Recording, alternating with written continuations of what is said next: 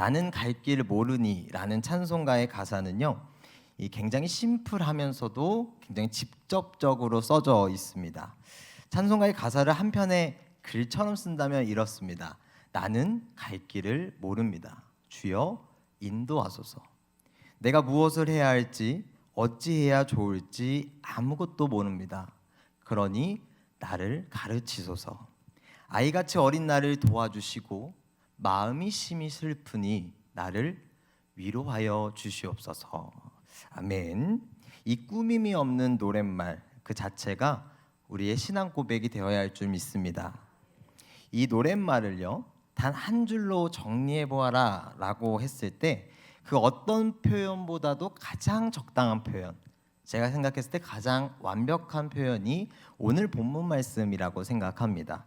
함께 본문 말씀 보겠습니다. 시편 37편 5절 말씀, 우리 다시 한 번 더 한 목소리 읽겠습니다. 시작. 내 길을 여호와께 맡기라. 그를 의지하면 그가 이루시고. 아멘. 시편에 기록된 이 말씀을 통해서 하나님께서 우리에게 분명하게 말씀하십니다. 너의 길을 여호와께 맡기라. 그리하면 하나님이 이루신다. 그런데 이 표현은요, 문자 그대로 이해해도 물론 은혜인데 이 안에 담겨진 의미는 우리를 향한 하나님의 숭고함이 묻어져 있습니다. 너의 길을 여호와께 맡기라에서 이 맡기라라는 표현은요, 히브리어로 꼴이라고 읽습니다. 그런데 이거 원형을 따라가 보면 깔랄이라는 히브리어가 나와요. 이 히브리어가 시편 22편 8절에서도 동일하게 사용되어지는데 여기에서는 의탁하다라는 의미로 사용이 됩니다.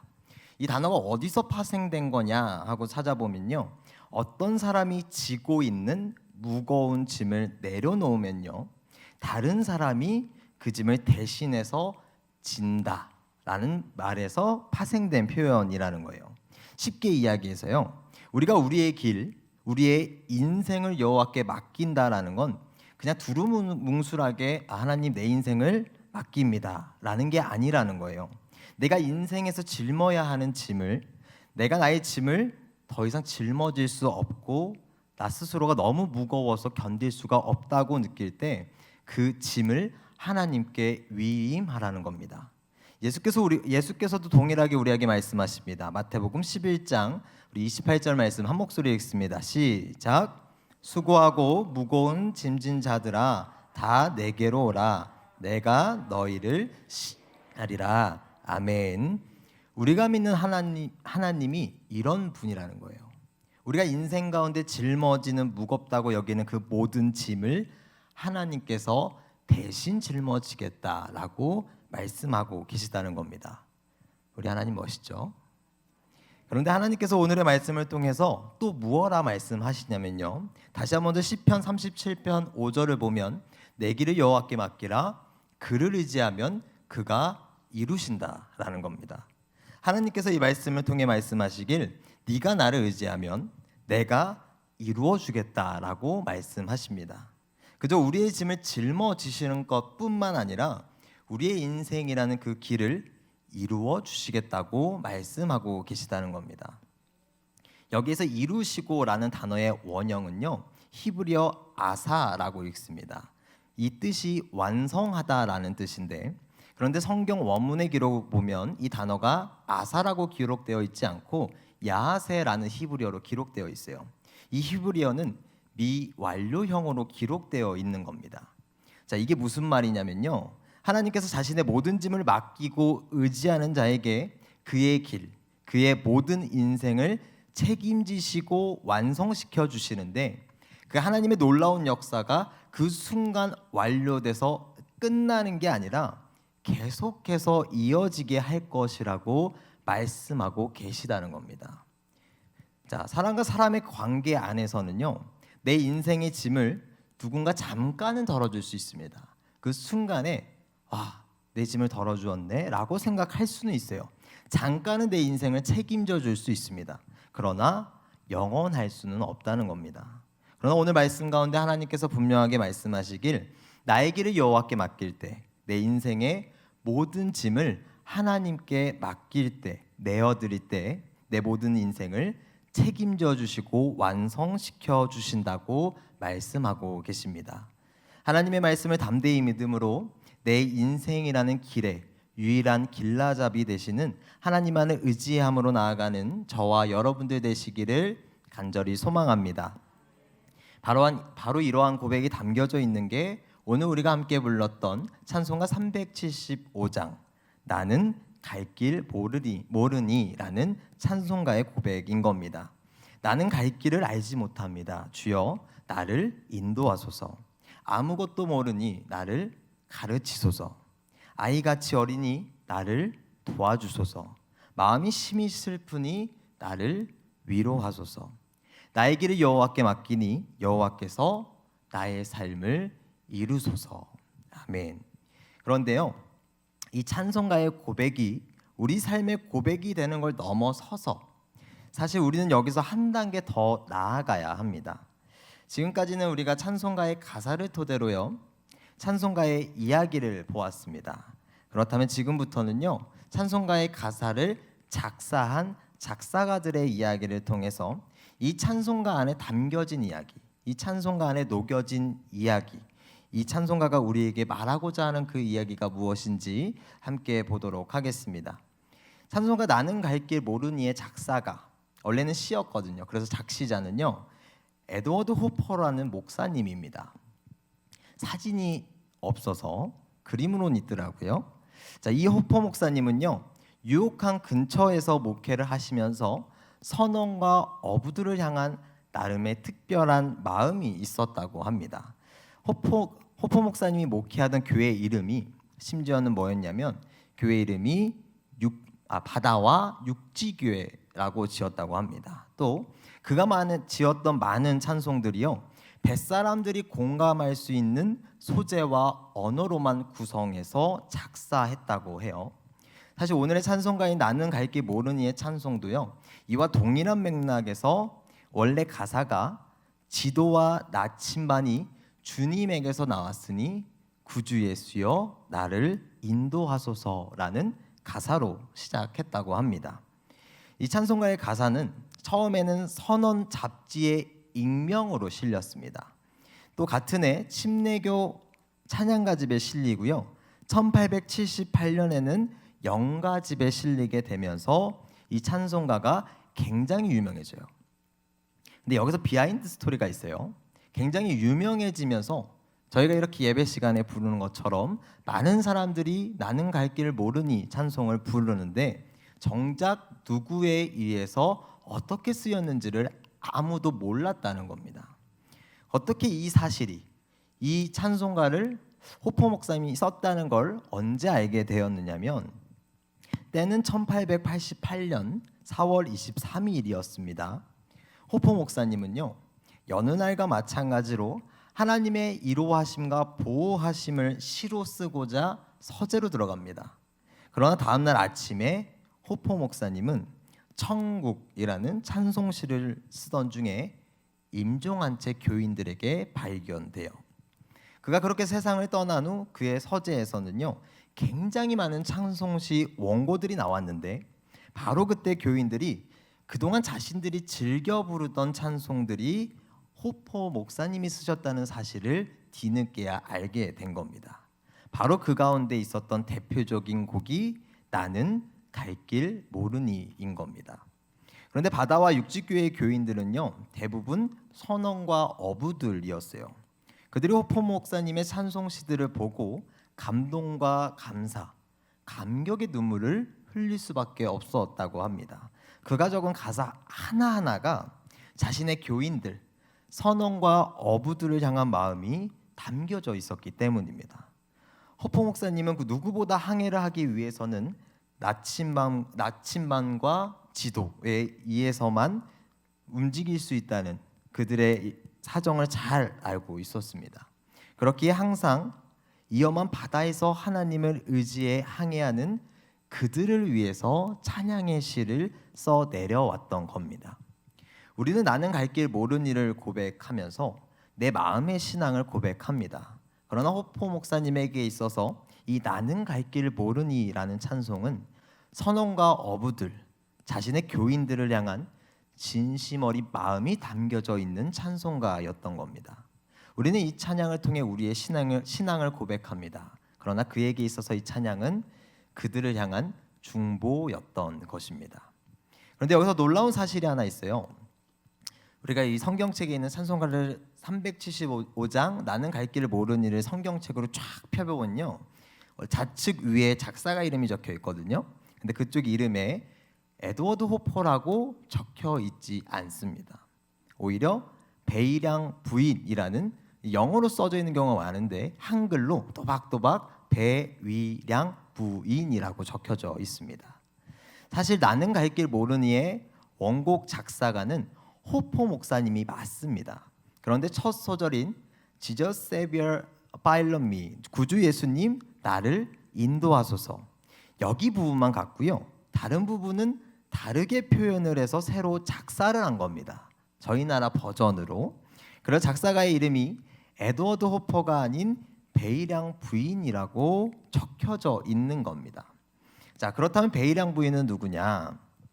베이량은요, 사진이 나오고 있는데 1891년 조선 우리나라의 선교사로 입국했던 일리엄 베어드 선교사의 한국식 이름이에요. 자, 사진을 보시면 한국의 선교사 부부인 일리엄 베어드고요. 그 옆에 아내인 애니 베어드 선교사입니다. 이 부부는요, 1891년 1월 29일 일본 요코하마를 거쳐서 부산으로 들어옵니다. 그리고 다시 제물포를 거쳐서 2월 2일에 오늘이 2월 1일이네요. 2월 2일에 서울에 도착해서 이 부부가 거기서 북장로교 선교부에서 부산지부 개척 선교사로 임명을 받아요. 그리고 부산에서 선교 사역을 시작하는데요. 그렇게 1891년 9월 미국 영사관의 협조를 통해서 부산 최초의 교회인 초량교회를 세웁니다. 사진 잠시 보여주시면 이 사진이 초량교회를 세우고 그 안에서 아이들을 교육하고 찍은 사진이랍니다. 자, 그렇게 교회를 세우고요. 1895년 1월에는요. 소년들을 위한 한문서당이라는 것을 개교합니다. 그 외에도 수많은 선교 사역, 그 중에서도 교육 사역에 집중해서 그 부분을 최선을 다해서 우리나라에서 헌신합니다. 그 중에서도 저희가 잘 아는 학교를 설립하는데요. 1908년 대한제국 학부로부터 인가를 받아서 우리나라 최초의 대학교를 세웁니다. 바로 숭실대학교예요. 바로 이 숭실대학교, 우리가 다 이름만 들어도 알고 있는 숭실대학교를 바로 이 부부, 특히 이제 남편 일리엄 베어드 선교사에 의해서 설립이 되는 거예요. 자, 그런데 오늘 찬송가 이야기의 주인공인 베이량, 일리엄 베어드의 부인인 애니 베어드는요, 이러한 남편의 선교 사역을 적극적으로 돕습니다. 그런데 거기서 멈추지 않고요, 자신만의 선교 사역 역시도 감당을 합니다. 그 중에서도 대표적인 사역이 뭐였냐면, 당시에 많은 영어 찬송가들이 있었는데 그 찬송의 가사를 한글로 번역해서 보급하는 사역이었습니다. 그런데 그녀는 거기서 멈추지 않아요. 자신 번역하는 것에서 멈추지 않고 나름대로 자신의 찬송의 가사를 써내려 갑니다. 그렇게 대표적인 찬송가 두 곡을 작성하는데, 하나가 찬송가 387장 멀리 멀리 갔더니랑 바로 오늘의 찬송가인 375장 나는 갈 길 모르니라는 겁니다.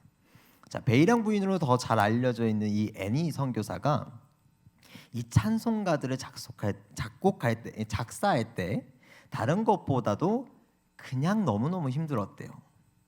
한국에 들어올 당시에요, 그녀의 나이가 고작 29살이었습니다.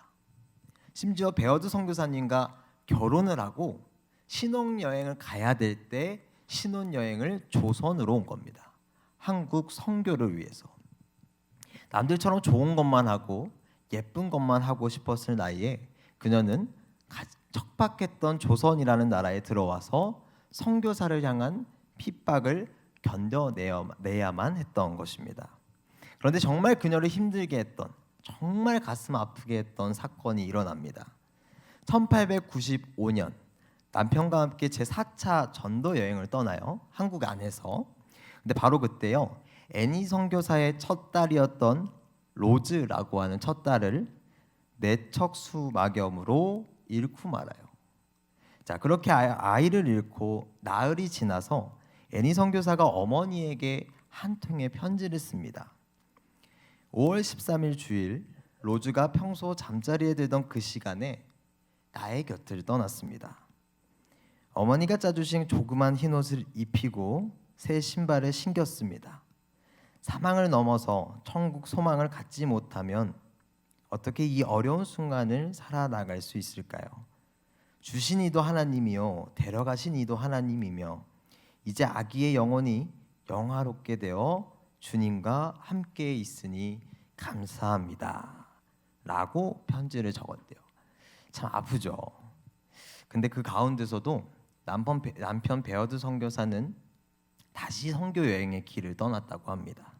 그리고 그때 그녀가 이 자신의 마음 그리고 선교 여행을 떠나는 남편의 안전을 기원하면서 한편의 찬송시를 써내려 가는데 그때 탄생한 곡이 나는 갈 길 모르니인 겁니다.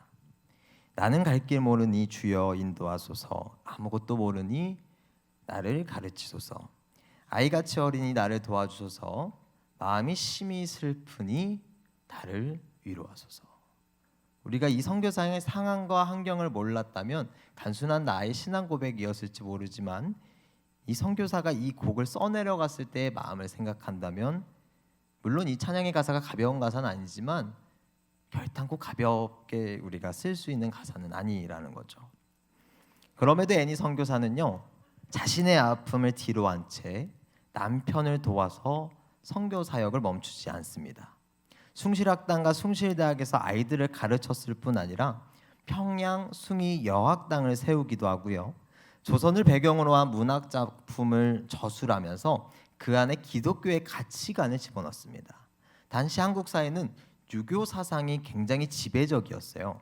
그래서 이 문학 작품들을 통해서 기독교의 사상이 자연스럽게 이 조선 땅에 우리나라 한국 땅에 녹아들 수 있도록 한 겁니다.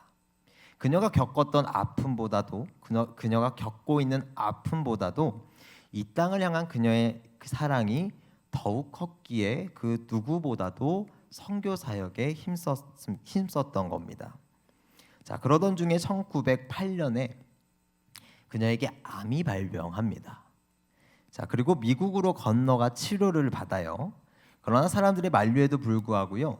그녀는 그곳에서 치료를 받은 후에 다시 조선에 들어와서 자신이 하던 사역을 이어갑니다. 그러나 결국 다시 조선 땅에서 암이 재발해요. 자, 그때 모두가 애니 선교사에게 미국으로 돌아가라고 권고했습니다. 모든 가족들이 미국으로 돌아가라. 남편조차도 미국으로 돌아가라라고 이야기했습니다. 그때 모두가 그렇게 이야기할 때 그녀는요. 이렇게 이야기했다고 합니다. 나의 죽음 탓에 남편이 선교지를 비우면 안 되기에 저는 조선에 계속 남아 있겠습니다. 그렇게 그녀는요. 또 이제 아픈 상태로 선교 사역을 이어가다가 1916년 6월 9일 평양에서 52세라는 나이로 하나님의 부르심을 받습니다. 그녀가 죽기 직전에 쓴 마지막 일기에는 이런 글이 있었대요. 자, 긴 싸움이 끝나고 조금 후에는 내게 날개가 달리리라. 하나님의 방법은 언제나 나에게 좋았다. 이제 시간이 힘이나 능력이나 성별의 제약이 없는 곳에서 주님을 영원히 즐겁게 섬기기를 고대한다. 아마도 하나님께서는 이곳보다 그곳에서 아네리는 애니 선교사의 한국식 이름입니다. 이곳보다 그곳에서 아네리가 조선인을 위해서 그 어느 때보다 더 많이 일하게 하실 것이다. 애니 선교사님은요 죽는 그 순간까지도 이 조선인들을 향한 우리나라를 향한 진심 어린 마음과 그 영혼을 향한 사랑을 놓치지 않았습니다. 사랑하는 성도 여러분, 이 나는 갈 길 모르니라는 찬송가의 가사만을 두고 생각한다면 이 찬송가의 고백은 분명 나 스스로의 신앙 고백일 것입니다. 나의 길을 전적으로 주께 맡기니 주여 나를 인도하시옵소서. 내 짐을 주께 맡기니 주여 나를 인도하시옵소서. 그러나 이 찬송가 안에 담겨져 있는 이야기는 이 찬송가를 작사하던 작사가들의 삶의 이야기가 담겨져 있습니다. 그리고 그 이야기는 다시금 우리에게 교훈을 주고 도전을 받게 하죠. 원작자인 호포 목사님은 이 찬송가를 작사하면서 분명 나에게를 주께 맡긴다고 고백했을 겁니다. 그러나 그는 여기서 멈추지 않고요. 이러한 나의 고백이 저들의 고백이 되게 해달라는, 저들의 영혼을 향한 진심 어린 마음을 담아 이 곡을 써 내려갔다는 겁니다. 애니 선교사는 또 어떻습니까? 그녀는 척박한 조선이라는 타지에 들어와서요, 그 누구도 하지 않으려 했던 선교의 길을 걸었습니다. 수많은 어려움 속에서 이 찬송가를 작사하며 포기하지 않았다는 거예요. 왜 그랬습니까? 저들의 영혼을 향한 진심 어린 사랑이 그녀의 이 마음 안에 있었기 때문입니다. 사랑하는 성도 여러분, 나의 길을 하나님께 맡긴다는 건 이런 겁니다.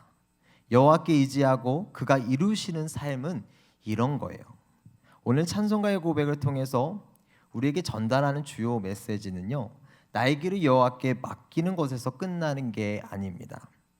이 나의 고백이 또 다른 영혼의 고백이 될 수 있도록 우리가 우리의 길을 하나님께 맡길 때 하나님께서 다시금 내게 맡기시는 영혼들을 위해서 진심 어린 마음으로 중보하고 사랑할 수 있는 그 마음이 바로 오늘 이 찬송가 안에 녹여져 있는 것입니다.